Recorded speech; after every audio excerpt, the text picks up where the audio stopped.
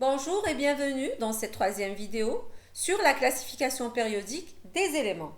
Et aujourd'hui, nous allons voir les caractéristiques atomiques et périodicité des éléments dans le tableau périodique. Dans le tableau périodique, les propriétés physiques et chimiques des éléments ne sont pas constantes à l'intérieur d'une même période. Par contre, on observe qu'ils se répètent régulièrement d'une période à l'autre. On appelle ces répétitions périodicité des propriétés. Parmi ces propriétés, on retrouve le rayon atomique. Le rayon atomique est la distance qui sépare le noyau de la dernière couche. Regardons de plus près son évolution dans le tableau périodique.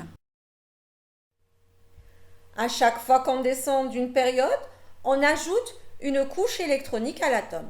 Logiquement, un atome ayant plus de couches électroniques a aussi un plus grand rayon. Lorsqu'on se déplace de gauche à droite le long d'une même période, le nombre de protons et d'électrons augmente. Du coup, l'attraction noyau-électron augmente, donc les électrons s'approchent du noyau et le rayon diminue. Le rayon atomique augmente donc de haut en bas le long d'un groupe et de droite à gauche le long d'une période et augmente aussi suivant cette diagonale. Voyons maintenant l'évolution du rayon ionique. Un ion, comme vous le savez tous, est soit un cation ou un anion. Le rayon d'un cation est toujours plus petit que celui de son atome neutre correspondant. C'est parce que le cation, en perdant un ou plusieurs électrons, le nombre de protons reste inchangé. Dès lors, les électrons restants seront davantage attirés par le noyau. Prenons l'exemple du lithium. Nous constatons que le rayon de Li+ est inférieur au rayon de Li. Ceci est dû à l'attraction noyau-électron qui est plus forte pour le cation Li+. On a 3 protons pour 2 électrons, alors que pour l'atome Li, nous avons 3 protons pour 3 électrons. Par contre, pour le rayon d'un anion, il est toujours plus grand que celui de son atome neutre correspondant. L'anion gagne un ou plusieurs électrons, ça veut dire qu'il y aura plus d'électrons sur la couche périphérique, la force d'attraction sera plus faible. Prenons l'exemple du fluor. L'attraction noyau-électron pour l'anion F- est plus faible. Nous avons ici pour F-, 9 protons pour 10 électrons, alors que pour l'atome neutre fluor, nous avons 9 protons pour 9 électrons. Donc le rayon de F- est plus grand que le rayon du fluor. Remarque, lorsque les ions ont la même configuration électronique, leur rayon diminue lorsque Z augmente. Prenons l'exemple de deux cations, K+ et Ca2+. Ces deux ions possèdent 18 électrons. Seul le nombre de protons est différent. Les forces d'attraction augmentent avec le nombre de protons, c'est-à-dire que les forces d'attraction de Ca2+ sont plus grandes que celles dans K+, si bien que les électrons sont de plus en plus attirés vers le noyau. C'est pourquoi le rayon de Ca2+ est plus petit que celui de K+. Deuxième remarque, lorsqu'on a des ions qui ont même charge, les rayons ioniques varient comme les rayons atomiques. La deuxième propriété est l'énergie d'ionisation, EI, appelée aussi potentiel d'ionisation. L'énergie d'ionisation est l'énergie nécessaire pour arracher un électron à un atome à l'état gazeux. Elle est toujours positive parce qu'il faut fournir de l'énergie pour ôter un électron de son atome. Voyons maintenant son évolution dans le tableau périodique. Le long d'une colonne, c'est-à-dire quand le nombre de couches augmente, le rayon atomique augmente. Donc les électrons seront de plus en plus éloignés du noyau et du coup, ils seront plus faciles à arracher. Donc l'énergie qu'on doit fournir sera de plus en plus petite. Par contre, le long d'une période, quand Z augmente, le nombre de couches reste le même. Donc le rayon atomique va diminuer du moment que les forces d'attraction augmentent. Il sera plus difficile d'arracher les électrons. Donc il faudra fournir une plus grande énergie. L'énergie d'ionisation augmente donc de bas en haut dans un groupe et de gauche à droite le long d'une période. En diagonale, suivant la flèche suivante. Il existe une série d'énergies d'ionisation pour tous les atomes sauf pour l'hydrogène, car il possède un seul et unique électron. L'énergie de première ionisation est l'énergie nécessaire pour arracher un électron. L'énergie de deuxième ionisation est l'énergie nécessaire pour arracher le deuxième électron, etc., jusqu'à arriver à la énième ionisation qui correspond à l'énergie nécessaire pour arracher le énième électron.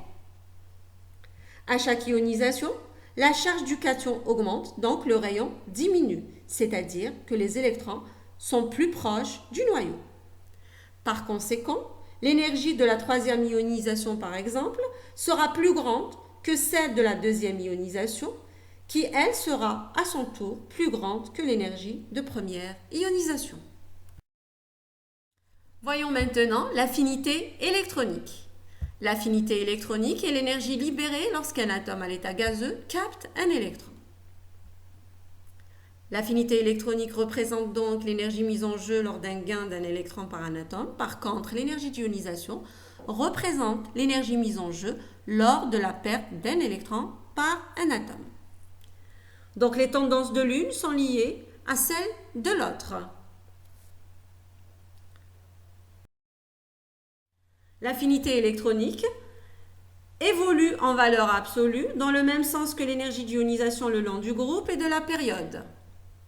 Le groupe 8A, c'est-à-dire les gaz rares ou les gaz nobles, ne sont pas concernés par cette propriété car leur couche externe est déjà saturée. La dernière propriété est l'électronégativité. C'est une grandeur qui mesure l'aptitude d'un élément à attirer vers lui les électrons. Donc c'est une propriété qui n'est pas propre à l'élément tout seul. Elle sera la plus réutilisée pour le chapitre suivant, qui est la liaison chimique. Elle sert à prévoir et à prédire les propriétés des molécules. Elle évolue comme l'énergie d'ionisation et l'affinité électronique. L'électronégativité augmente de bas en haut le long d'un groupe et de gauche à droite le long d'une période. Ici aussi, les gaz inertes ou les gaz nobles ont une électronégativité nulle. Ils sont déjà stables, donc ils n'ont aucun intérêt à attirer des électrons. Le fluor est l'élément le plus électronégatif du tableau périodique. Par contre, le francium est l'élément le moins électronégatif du tableau périodique. En résumé, l'énergie d'ionisation, l'affinité électronique ainsi que l'électronégativité évoluent dans le sens inverse du rayon atomique le long d'un groupe et le long d'une période. Le tableau périodique est organisé comme suit. Il est divisé en plusieurs régions déterminées par les propriétés des éléments. On a trois grandes catégories. Les métaux, les métalloïdes, ainsi que les non-métaux. Les métaux sont situés à gauche et au centre du tableau périodique. Ils sont solides à température ambiante, sauf le mercure. Ce sont de bons conducteurs d'électricité et de chaleur. Les métaux du groupe 1A sont des métaux alcalins monovalents, c'est-à-dire qu'ils peuvent former des cations X+. Les métaux du groupe 2A sont des métaux alcalino-terreux mono ou divalents, c'est-à-dire qu'ils peuvent former des cations X+, et des cations X de plus. Les métaux des groupes 3B jusqu'à 7B sont des métaux de transition plurivalents. Par contre, les métaux des groupes 1B et 2B sont des métaux de transition monovalents ou divalents. Les non-métaux sont situés à droite du tableau périodique. Ils sont solides ou gazeux à température ambiante. Ils sont généralement mauvais conducteurs de la chaleur. Ce sont des isolants, sauf le carbone qui peut être conducteur ou isolant. Les non-métaux captent des électrons pour acquérir la structure électronique externe du gaz rare qui les suit.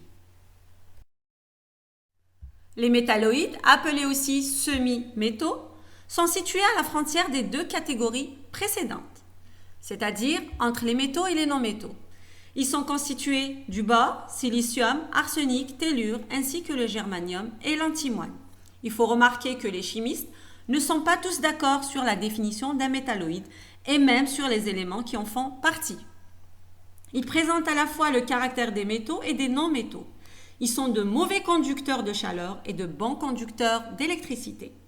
Deux éléments à noter, le silicium et le germanium, qui sont très utilisés en électronique en raison de leur bonne conductivité. L'hydrogène, quant à lui, constitue un cas à part.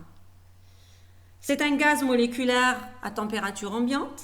Il se comporte comme un métal en donnant un ion positif, H+, avec les non-métaux, et comme un non-métal en donnant l'ion hydrure négatif en présence d'un métal. Merci pour votre attention et à bientôt pour un nouveau chapitre.